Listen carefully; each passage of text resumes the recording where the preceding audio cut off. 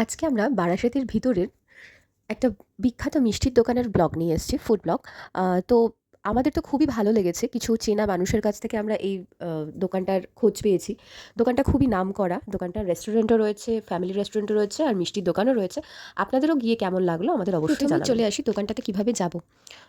Madhyamgram by road, Madhyamgram থেকে যদি সোজা মেন রাস্তা দিয়ে এগিয়ে যাই যশোর রোড ধরে, তাহলে সোজা যেতে যেতে বারাসাতের রাস্তায় ঢুকবো। বাঁ হাতে যে রাস্তাটা পড়ছে ওখান দিয়ে খানিকটা যাওয়ার পরেই একটা রেল গেট পড়বে, তার একটু আগেই পড়ছে মৌচাকে মিষ্টির দোকানটা। তো আপনারাও যান, অবশ্যই আমাদের জানান, অবশ্যই অবশ্যই আমাদের কমেন্টে জানান যে আপনাদেরও কেমন লাগলো।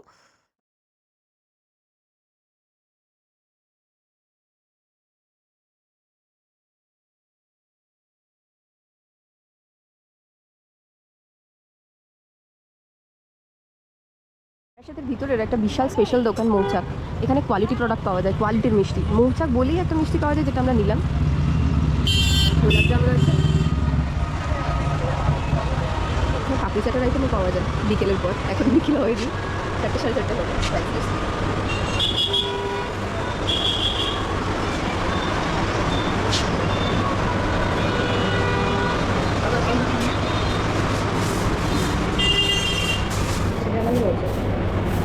মিষ্টিটার নামই মৌচাক। এরকম বেশ কিছু আইটেম নিলাম, তো ভীষণ ভালো লাগলো। আপনারা অবশ্যই আসবেন বারাসাতের এই কর্নারের দোকানটাতে।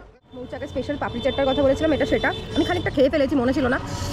কোয়ান্টিটিটা শুধু দেখো, দুর্ধর্ষ করে, দুর্ধর্ষ খেতে করে। পাপড়িগুলো সাইজও যথেষ্ট হেভি, বড়, আর ভীষণ ভালো খেতে। মানে আমরা রীতিমতো বারাসাতে পাপড়ি চাট খেতে আসতে পারি, ভীষণ ভালো খেতে।